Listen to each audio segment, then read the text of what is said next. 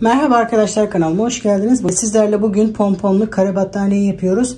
Daha önce kare pomponlu, yuvarlak pomponlu, yuvarlak ve kare bir arada olan pomponlu yastıkları paylaşmıştım. Ve şimdi bu yastıkları takım olan bu battaniyeyi de sizler için ayrı video çektim. Bütün aşamaları, ip tanıtımı, yapım aşaması, pomponun yapılışı ve ne kadar ölçü ve ne kadar ip kullandığımı da video sonunda belirttim. Şimdi sizlerden ricam videoyu atlamadan sonuna kadar izlemeniz. Sizlerden ricam, ben de emeklerimin karşılığını alabilmem için aşağıdaki beğeni tuşuna basarak sayfama çok büyük katkıda bulunursunuz. Sırasıyla ilk aşama olan ip tanıtımına geçiyoruz. Ben yurt dışında yaşıyorum. Amerika'da yaşadığım için burada Amazon sitesinden aldım. Aşağıda linkini ekleyeceğim. Yurt dışında yaşayanlar oradan alabilirler. Türkiye'deki istediğiniz ipleri kullanabilirsiniz. Alize'nin, Nako'nun çok güzel ipleri var. Onun hangi çeşitleri bilmiyorum. Bilenler yoruma yazsın. O markaları kullanabilirsiniz. Bu ipin tığ önerisi 6 milimetreymiş. Benim elime 5 milimetre yatkın oldu.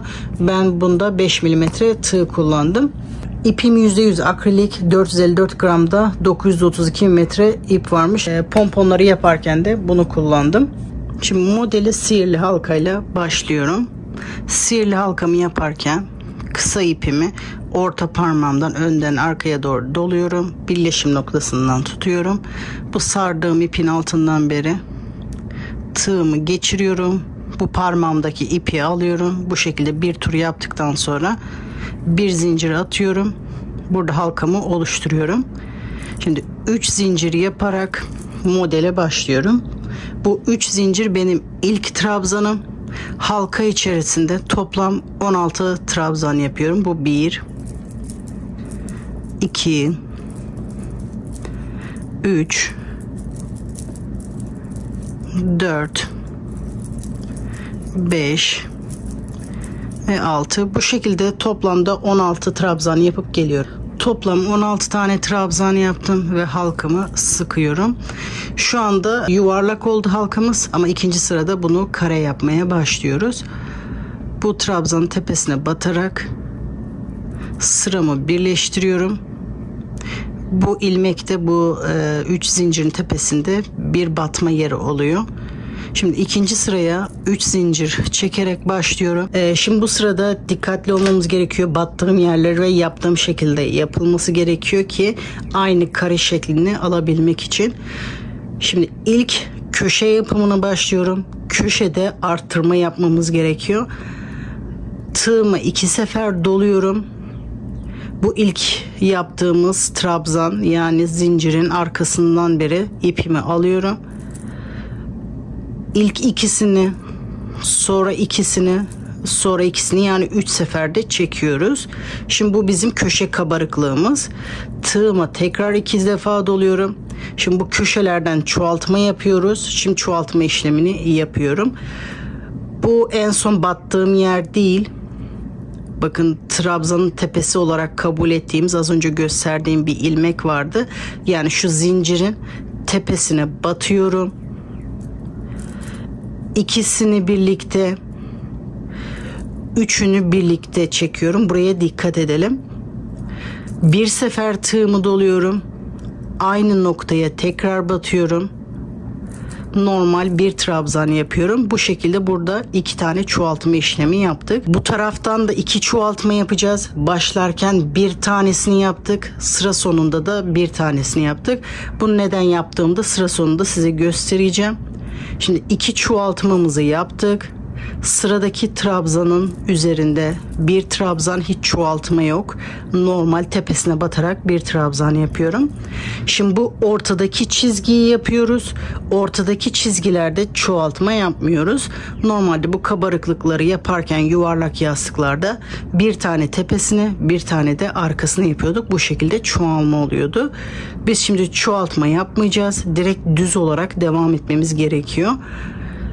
Sıradaki trabzanın sadece arkasından beri bu şekilde kabarıklık yapıyoruz ve bir sefer dolayarak yapıyoruz burayı.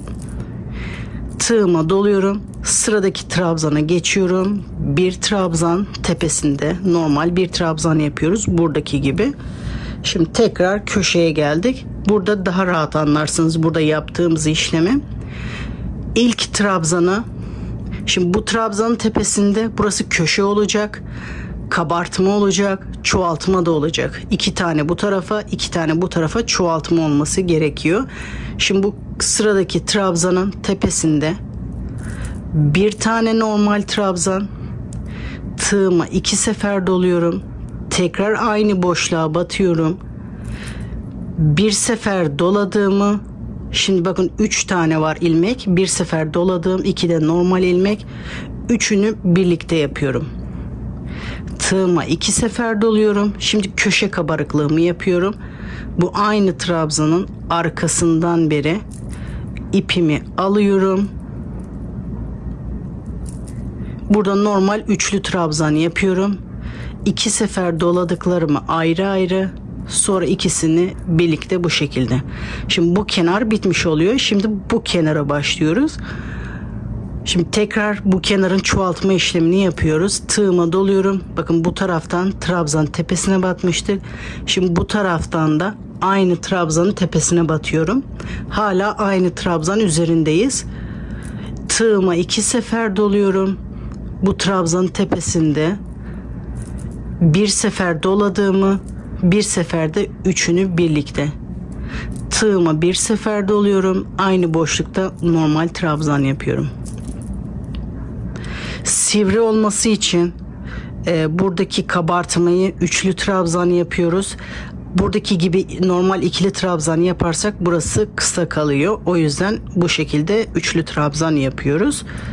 Burada yaptığımız çoğaltmaları da normal trabzan yapınca tekrar aynı şekilde burası kısa kalıyor. O yüzden bu şekilde bir tane normal bir de üçünü birlikte yapıyoruz. Normal ikili trabzan yapınca da burası çok sivri duruyor. Bu şekilde tam ideal oluyor. Benim yaptığım gibi yaparsanız siz de güzel bir kareye ulaşmış olursunuz. Şimdi sıradaki trabzan tepesinde bir tane normal tepesine batarak yapıyorum. Şimdi ortadaki kabartmayı yapıyorum. Bakın trabzanın tepesine batmıyorum. Tığıma doluyorum. Sıradaki trabzanı sadece arkasından beri bu şekilde normal trabzan yapıyorum. Sıradaki trabzanın tepesine batıyorum normal trabzan. Şimdi köşe yapmaya tekrar başlıyoruz. Aynı buradaki gibi yapıyoruz. Sıradaki trabzanın, bakın bunun tepesine batmıştım. Bir normal trabzan. Şimdi bu trabzan tepesine hem köşe hem kabarıklık yapıyoruz hem de çoğaltma. Tığıma bir sefer doluyorum. Trabzan tepesinde bir normal trabzan. 2 sefer doluyorum. Aynı boşlukta bir sefer doladığımı, üçünü birlikte. Tığıma 2 sefer doluyorum.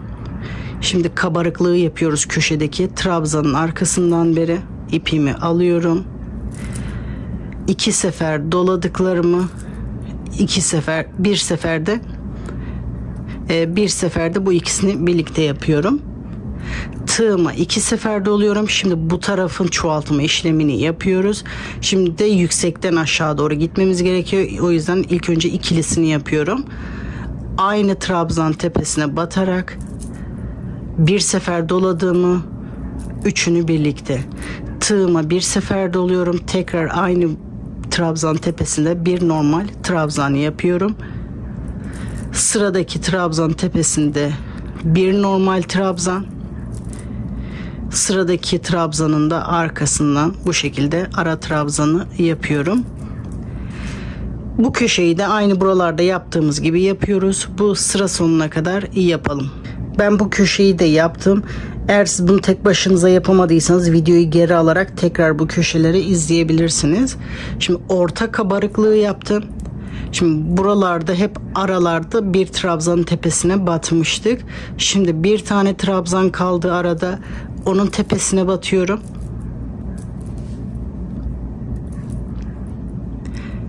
Bir de başlarken burada bir tane trabzan yaptık.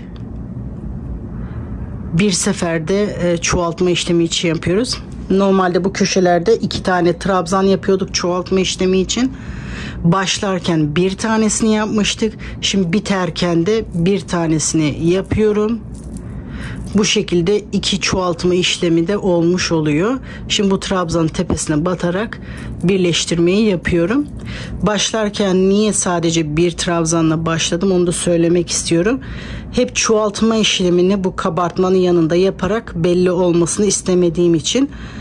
Burada başlasaydım sürekli aynı yerde çoğaltma işlemi olacaktı. O zincir belli olacaktı. Her sırada aynı şekilde başlayacağım ve kabartmanın yanında çok belli olmayacak. 3 zincir bu trabzanın üzerindeki tek çoğaltma. Tığıma 2 sefer doluyorum. Bu kabartmanın arkasından beri trabzanı yapıyorum. 2 sefer doladıklarımı ikisini birlikte.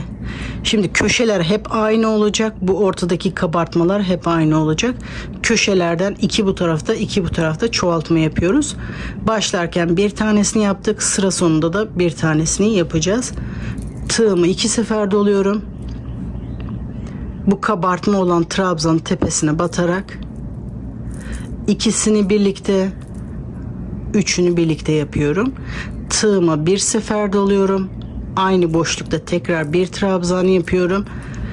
Bu köşenin bu sıradaki 2 çoğaltmasını yapmış oluyorum. Şimdi arada 3 tane normal trabzan var.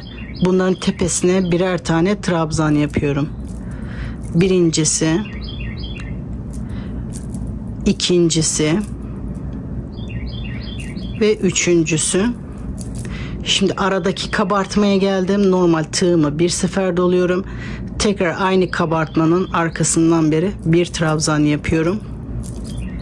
Şimdi tekrar bu arada 3 trabzan var. Bu 3 trabzan tepesine birer tane trabzan yapıyorum. 1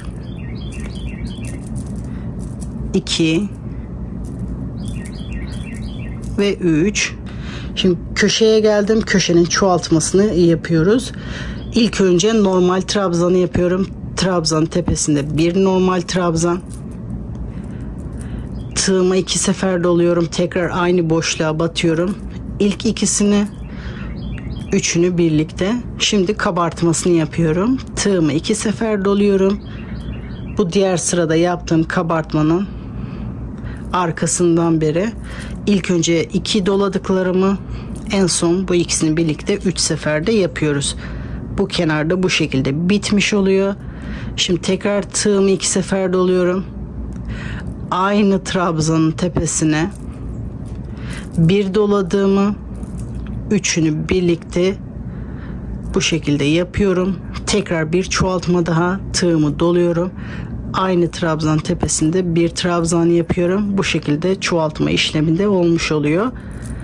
Bu arada 3 tane trabzan vardı. Sırasıyla üzerlerine birer tane trabzan yapıyorum. 1 2 ve 3. Ortadaki trabzana geldik. Bunun arkasından da yapıyorum. Tepesine batmıyoruz. Çoğalmasın diye. Burası düz gidecek. Sıradaki trabzanın tepesinde bir trabzan. Sıradaki trabzanın tepesinde bir trabzan. Sıradaki trabzanın tepesinde bir trabzan. Bu şekilde 3 tane trabzan oluyor. Şimdi köşede çoğaltma işlemi yapıyoruz. İlk önce normal bir trabzan. 2 sefer doluyoruz. Tekrar aynı trabzanın tepesinde. Bir sefer bu şekilde, bir sefer de üçünü birlikte. Tığıma 2 sefer doluyorum. Şimdi kabartmayı yapıyoruz. Diğer sırada yaptığımız kabartmanın arkasından beri sırasıyla ikisini birlikte, sırasıyla ikisini birlikte, üçüncüde de ikisini birlikte yapıyoruz. Tığıma 2 sefer doluyorum. Tekrar bu trabzanın tepesine batarak ikisini birlikte, üçünü birlikte tığımı doluyorum. Bu kabartmanın üzerine batarak bir normal trabzan yapıyorum. Bu sırayı da bu şekilde tamamlıyoruz. Aynı buralarda yaptığımız gibi sıra sonuna kadar yapıyoruz. Hala aklınızda soru işareti varsa videoyu geri alarak buradan tekrar izleyebilirsiniz. Şimdi sıra sonuna kadar yapalım. Şimdi sıra sonuna kadar yaklaştım. Bu aralarda 3 trabzan vardı. Tepesine birer tane batıyorduk. Şimdi 1 Sıradaki trabzanın tepesinde bir tane daha yapıyorum. 2. Bu trabzanın tepesinde de yapıyorum bir tane. Ve 3. Şimdi sonuncu trabzanı da bu zincirin tepesinde yapıyorum. Çoğaltma işlemi için. Bu da çoğaltma işlemi için yaptık. 3 tane ara için, bir tane de çoğaltma için burada trabzanın tepesine battım. Şimdi bu trabzanın tepesine batarak sıramı birleştiriyorum. Gördüğünüz gibi model köşelerden çoğaltarak büyüyor. Ortada hiçbir işlem yapmıyoruz. 3 zincir, tığıma 2 sefer doluyorum. Bakın burası köşe. Kabartmanın arkasından beri bu şekilde 2 sefer çekiyorum. Tığımı 2 sefer doluyorum. Bu kabartma yaptığım trabzanın tepesinde ilk önce ikisini birlikte, sonra üçünü birlikte yapıyorum. Tığımı bir sefer doluyorum. Tekrar aynı boşlukta bir trabzan yapıyorum. Çoğaltma işlemini yapmış oluyorum. Şimdi bu arada kaç tane trabzan varsa onların tepesine birer tane yapıyorum. 5 tane normal trabzan var. Hepsinin tepesine birer tane trabzan yapıyorum. 1 2 3 4 ve 5. Şimdi ortadaki kabarıklığa geldim. Tığıma bir sefer doluyorum.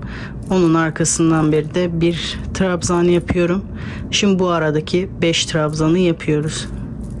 1 2 3 4 ve 5. Şimdi tekrar köşe işlemini yapıyoruz. Tığıma bir sefer doluyorum. Trabzanın tepesinde bir normal trabzan. Tığıma 2 sefer doluyorum. Bir sefer doladığımı, bir seferde üçünü birlikte. Tığıma 2 sefer doluyorum. Bu kabarıklığın arkasından beri kabarıklığı yapıyoruz. İlk önce 2 sefer doladıklarımı, sonra ikisini birlikte. Tığıma 2 sefer doluyorum. Bu trabzanın tepesinde bir sefer bu doladığımı, bir seferde üçünü birlikte. Tekrar aynı boşlukta bir normal trabzan yapıyorum. Bunu da bu şekilde sıra sonuna kadar yapalım. Şimdi sıra sonuna kadar yaklaştım. Bu aralarda 5 trabzan vardı. Şimdi ben 3 tanesini yaptım. 4. 5.'yi de batıyorum. Şimdi başlarken bir tane çoğaltmasını yaptık. Şimdi ikinci çoğaltmasını yapıyorum. Bakın bu köşede battığımız yere batarak bir tane de çoğaltma işlemini yapıyorum. Her seferinde bu bitişteki kenarı sayın. Yoksa bir tane eksik çıkar, yamuk çıkar. Burada kaç tane trabzan varsa burada da aynı trabzanı yapmamız gerekiyor. Sıramı bu şekilde birleştiriyorum. Gördüğünüz gibi aynı bu tek sırayı tekrar ederek motifimizi büyütmek istediğimiz büyüklüğe kadar büyütüyoruz. Şimdi bunu aynı bu şekilde köşelerden büyüterek bunu istediğimiz büyüklüğe kadar yapıyoruz. Battaniyemizi hangi büyüklükte yapmak istiyorsak o büyüklüğe kadar yapalım. Şimdi ben de bunu büyütüp geliyorum arkadaşlar. Şimdi ben bunu yapmak istediğim ölçüye kadar yaptım. 1 metreye 1 metre. Küçük tekli bir koltukta kullanacağım için çok da aşırı bir ölçü yapmak istemedim. Siz bunu daha da büyük yapmak istiyorsanız, normal kanepe koltuk takımında kullanmak istiyorsanız 1.20'ye 1.20'de yapabilirsiniz. Şu anda bebek battaniyesi için çok güzel bir ölçü. Bunu buket battaniye şeklinde kullanmak istiyorsanız onun için de güzel bir ölçü. Şimdi bunun pomponu yapılışına geçebiliriz. Ben pompon yaparken bu şekilde bir pompon aparatı kullanıyorum. Bununla yapılışı çok kolay ve pomponlar çok güzel düzgün çıkıyor. Böyle bir aparatınız varsa bunu kullanın, yoksa alın derim. Bu pomponun ölçüsünü de bilmek isteyenler için şöyle ölçeyim. 6 santim eninde. Bu size bağlı, istediğiniz büyüklüklerde yapabilirsiniz pomponunuzu. İlk önce pomponumuzu bağlamak için 2 kat yaklaşık 30-40 santim civarında 2 kat bir ip kesiyoruz. Bu pomponumuzu bağlamak için, sağlam olması için 2 kat iple bağlıyorum. Şimdi aparatımızın şu şekilde bir açıyoruz. İpimi alıyorum. Parmağımla ilk önce tutuyorum şunu. Bunu ister böyle ister bu şekilde, nasıl rahat sarabilecekseniz o şekilde tutabilirsiniz. Sırasıyla buradan sağ, soldan sağa, sağdan sola olacak şekilde bu orta kısmı sarıyoruz. Bunu sıra sıra gitmek gerekiyor. Bir yere toplu bir şekilde ilk önce buraya sonra buraya gitmemek gerekiyor. Pomponun da düzgün durması için püf noktası sıra sıra gitmek önemli. Sıra sıra gidince pomponumuz güzel duruyor. Bir tarafa yığılı bir şekilde yaparsanız düzgün durmayacaktır. Şimdi kenara kadar geldim. Şimdi bu kenardan da diğer kenara doğru ters yöne gidiyorum.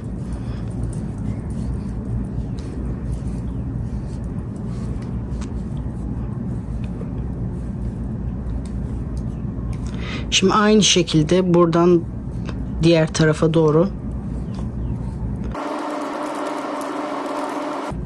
Şimdi diğer tarafa doğru bir sağa bir sola. Bu işlemi ne zamana kadar yapıyoruz? Gördüğünüz gibi şu ortada bir çukur var. Bu çukur dolana kadar, burası dümdüz olana kadar bu ortayı dolduruyoruz.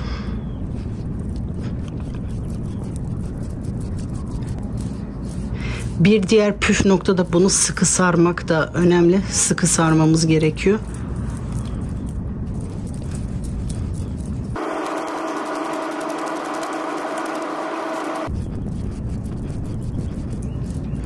Yavaş yavaş bu ortası dolmaya başladı.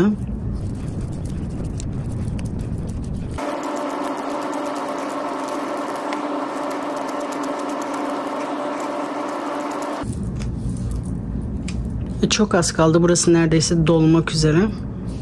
Bir diğer püf noktada bu arası dolması gerekiyor ki pomponumuz büyük ve güzel şekilde olsun.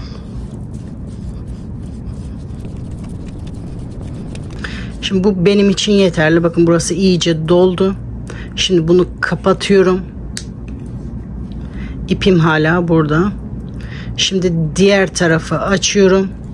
Aynı şekilde bu tarafı da dolduruyoruz. Başlıyorum hiç ipimi kesmeden.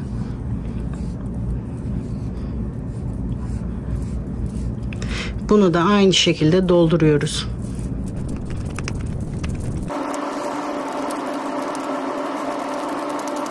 Şimdi bu tarafın da bu ortası dolana kadar burayı sarıyorum.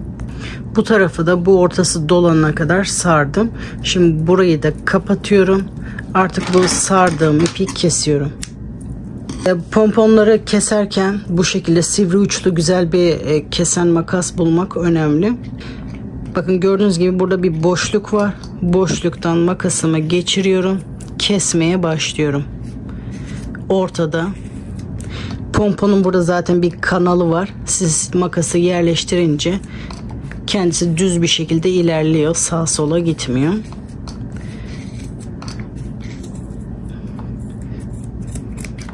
Yarıya kadar kestim. Şimdi aynı şekilde diğer tarafı kesiyorum. Bakın aynı boşluktan devam ediyorum. Yani buraya rahat girmesi için sivri uçlu, güzel kesen bir makas gerekiyor. Bu şekilde. Bunu da sonuna kadar kestim. Şimdi her yerini kestim.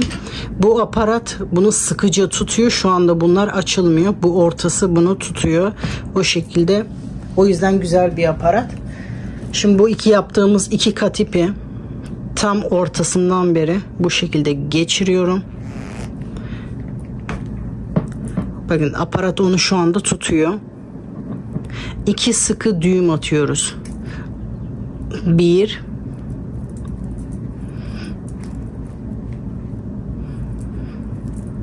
ve 2. Şimdi artık aparatı pompondan çıkarıyoruz. İlk önce burası ortadan sıkı tutalım çıkarırken. İlk önce tek tarafını, sonra diğer tarafını ve ortadan ikiye ayırıyoruz. Sonra tekrar kullanmak için bunu takıyoruz. Bu şekilde kullanımı çok kolay. İstediğiniz zaman tekrar kullanabilirsiniz. Şimdi kesime geçmeden önce ilk önce bunu güzelce bir sallıyoruz.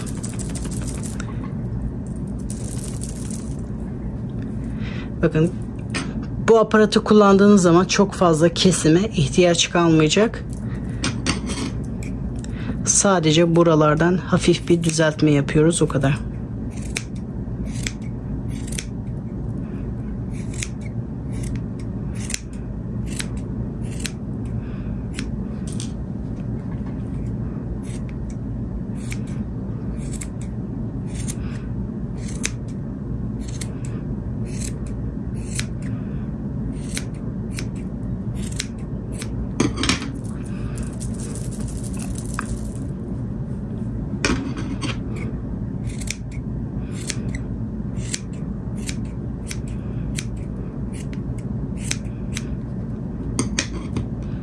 Bakın, çok fazla kesmeye gerek kalmadı. Sadece o kenar kısımları. Çıkan çöp de sadece bu kadar. O yüzden bu aparatları kullanmanız önemli. Şimdi bütün pomponları hazırlıyoruz. Şimdi bunları takmaya başlayalım. Bunları takarken ben bu tam çizgilerin ucuna takacağım. Bunu daha sık aralarda da takmak isterseniz bu aralarda da takabilirsiniz. Ben sadece köşede, ortada, bu çizgide ve diğer köşelerde o şekilde takacağım. Şimdi pomponlarımızı takabiliriz. Pomponlarım hazır. Pomponları takarken dikkat edilmesi gereken nokta: ipimizi ikiye ayırıyoruz. Bu takacağımız yerde, burada da köşede de tığımızı geçiriyoruz. İki ipimizi bu şekilde önden arkaya, bu diğer iki ipi de arkadan öne doğru çekiyoruz. Çapraz bir şekilde yapıyoruz iplerimizi. İplerimiz bu şekilde çapraz oluyor. Bu şekilde bağlayınca pomponlarımız güzel duruyor. 2 düğüm atıyorum. Sonra bu ipi bu arkada saklıyorum.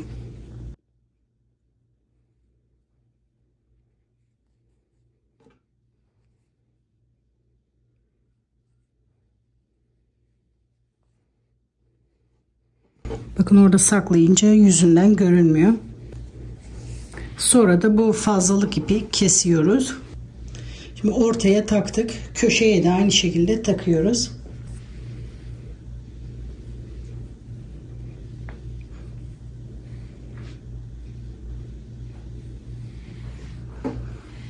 İki ipi önden arkaya. Diğer iki ipi de arkadan öne doğru çekiyorum. Çapraz bir şekilde takıyorum. 2 düğüm atıyorum. Sonra ipi arkada saklıyoruz. Bu şekilde sırasıyla bütün pomponları takıyoruz. Orta kısmını farklı, pomponları farklı renklerde de yapabilirsiniz. Şimdi sırasıyla bütün pomponları takıp geliyorum. Battaniyemin bitmiş hali bu şekilde arkadaşlar. Yastıklarla çok güzel takım oldu. Bunu isterseniz bebek battaniyesi, koltuk şalı, kanepe örtüsü, yatak örtüsü, omuz şalı, istediğiniz alanlarda kullanabilirsiniz. Ben battaniyemi gördüğünüz gibi koltuğum küçük olduğu için 1 metreye 1 metre yaptım. Daha büyük tekli koltuklarda ya da kanepelerde dekoratif amaçlı kullanmak istiyorsanız 1.20'ye 1.20 yaparsanız daha iyi olabilir. Ben yapsaydım çok büyük olacaktı benim için. 1 metre yeterli. Bebek battaniyeleri için de 1 metreye 1 metre uygundur. Bebek için düşünenler herhangi bir bebek iplerini kullanabilirler. Normal battaniye de yapmak isteyenler tüylenme yapmayan herhangi bir akrilik ipleri, yumuşak olan ipleri tercih edebilirsiniz. Alize ile Nako'nun iplerini tercih edebilirsiniz. Sadece bu çizgilerin olduğu yerlere pompon taktım. Battaniyem 1 metreye 1 metre. Bu ölçülerdeki bir battaniye için yaklaşık 1200 metre ip gitti. Her pompon içinde 25 metre ip gitti. Ben 8 adet pompon kullandım. 8 adet pompona da 200 metre gitti. Yani bu battaniye için toplamda 1400 metre ip gitti. Yaptığım modellerde genelde kaç yumak kullanıyorsunuz diye çok mesaj geliyor. Ben metre olarak ölçüleri bildiriyorum. Metre olarak söylememin sebebi de bakın, bu da bir yumak, bu da bir yumak. Kullandığım modellerde bundan yeri geliyor yarım yumak kullanıyorum. Yeri geliyor 2 tane. Metrajları tutmuyor.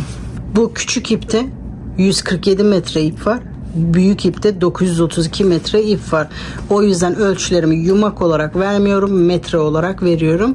Bir de kullandığımız ipler aynı olmadığı için kıyaslama yapamıyoruz. Metre daha sağlıklı bir ölçü birimi oluyor benim için. O yüzden metre olarak veriyorum. Pomponları isterseniz bu şekilde benim gibi sadece çizgilerini oraya takabilirsiniz. İsterseniz aralara ekstra pompon da ekleyebilirsiniz. Ama eklediğiniz zaman hem ekstra ip gidecek hem de battaniyeye ağırlık yapacak. Battaniyeyi sündürecek. Bunu da göz önünde bulundurarak ekstra pomponları ekleyebilirsiniz. Sizler bu battaniyeyi nasıl buldunuz? Fikirlerinizi merak ediyorum arkadaşlar. Kullandığınız ipleri yorum olarak yazarsanız diğer arkadaşlara da fikir olur. Sıradaki projeler ne üzerine olmasını istiyorsanız aşağıda yorum kısmına belirtin arkadaşlar. Çoğunlukta ne istenirse onunla alakalı videolarda paylaşmaya özen göstereceğim. Yastık, runner, supla, battaniye, sıradaki videolar ne üzerine olmasını istiyorsanız aşağıda yorum kısmında belirtelim. Yapılışı bu kadar. Umarım sizler de yaparken keyif alırsınız. Yapacak arkadaşlara kolay gelsin diyorum. Sıradaki videolarda görüşmek üzere.